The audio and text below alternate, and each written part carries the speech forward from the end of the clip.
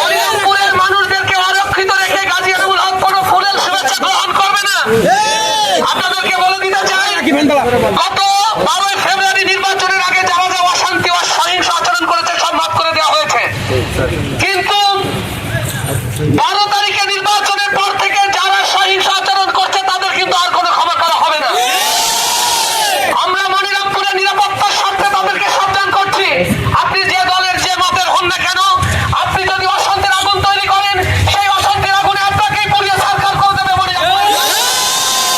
তাই আসুন, দল মত সবকিছু ভুলে গাজী আনামুল হক যে শান্তির বার্তা আপনাদেরকে পৌঁছে দিয়েছে, সকলকে সেই শান্তির ছায়াতলে আমরা সমবেত হওয়ার জন্য আহ্বান জানাচ্ছি।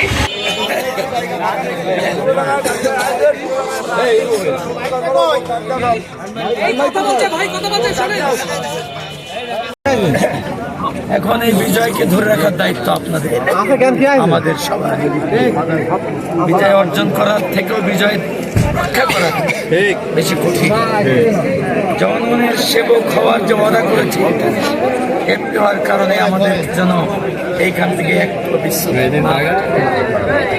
আমরা এটা বলবেন ব্যাপারে আমরা দল দেখবো না, ধর্ম দেখবো না, অন্য দেখবো না, কে আমার পক্ষে কে আমার বিপক্ষে তা আমরা দেখবো না। রাজি আছি আমরা অগ্রাধিকার ভিত্তিতে নাগরিকের যত প্রাপ্য সুবিধা আমরা নিজেরা দুর্নীতি করব না, আমরা কোনো দুর্নীতির সঙ্গে আপোষ করব না, আমরা দুর্নীতির সঙ্গে কোনো সম্পর্ক রাখবো না। এই বাজার মুসলিম নারী পুরুষ সবাই শান্তির এক স্বর্গরাজ্য পেত, আমরা বঞ্চিত হয়েছি।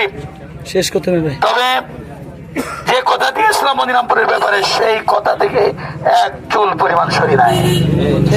আবার সরকার গঠন করবে যারা, তাদের সকল ভালো কাজে সহযোগিতা করব, তাদের মন্দ কাজে যুক্তিভিত্তিক বুদ্ধিভিত্তিক সমালোচনা করব।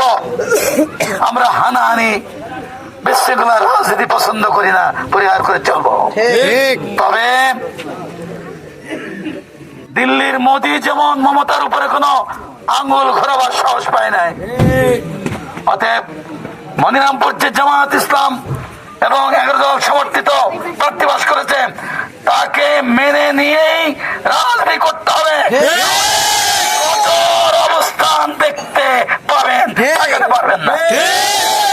আমার কোনো ভাই, আমার কোনো বোন, আমার কোনো অমুসলিম ভাইদের দোকান নিরাপত্তা বিঘ্নিত করলে করবেন না, অনুরোধ করবেন না, অনুরোধ করে গেলাম করবেন না, করলে কঠোর হস্তে দমন করবো।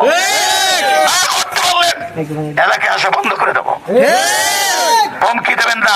আপনার বাপের তালুক নাকি ইউনিয়ন কি কারো বাপের তালুক?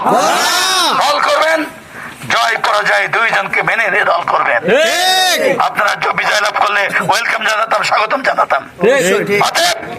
পরাজিত হলে সহ্য করতে পারেন না, সহ্য না করতে পারলে থাকতেই পারবেন না। কথাটা যেন মনে থাকে। ধন্যবাদ সবাইকে।